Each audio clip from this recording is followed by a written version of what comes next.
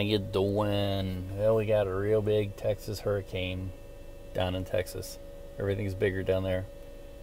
And we'll see how our lack of leadership in Washington is going to handle it. I know a hurricane has pretty much ended the presidency of one administration. We'll see how it does with this one, because these things are serious, and it's unfortunate that, you know, people got to deal with it.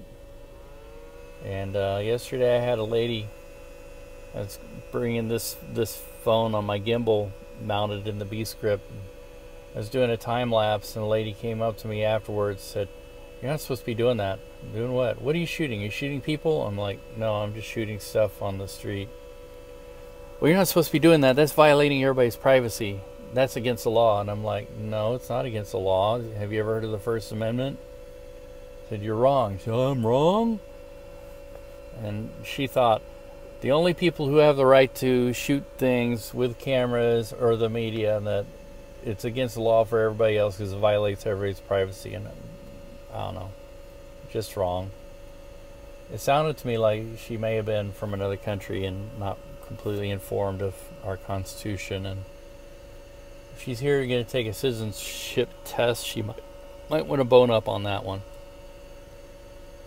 And I went to use the drone yesterday for the first time, my first test flight. I didn't really have a good spot I was doing it in. I was trying to do it at the train station in Lawrence. It wasn't as open field as it should be. I think I'm going to use this field over here.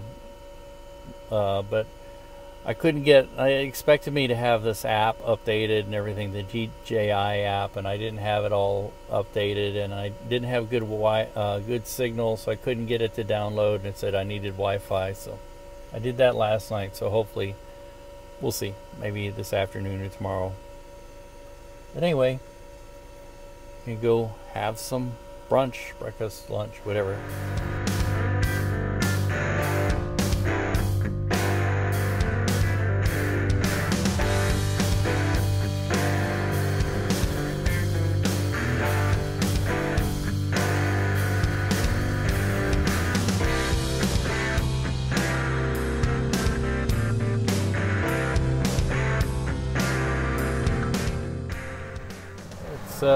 Charlie Parker's birthday on the 29th of August. He would have been 97 years old if he had survived. He passed away in 1955 at the age of 35 and is buried on the east side of Kansas City, but not in Kansas City. He's buried in an unincorporated area.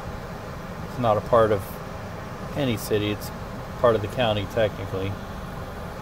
And every year is part of the Charlie Parker celebration, celebrating his birthday. A lot of artists and musicians gather together at his graveside to have a little ceremony and commemoration, and you know, musicians play usually some Parker songs and other jazz songs, as well as other things. And this year I got to go, and so I'm including that as part of this video. And the stuff I recorded ran long, so I'm going to make that as a separate video, and so hopefully you can enjoy.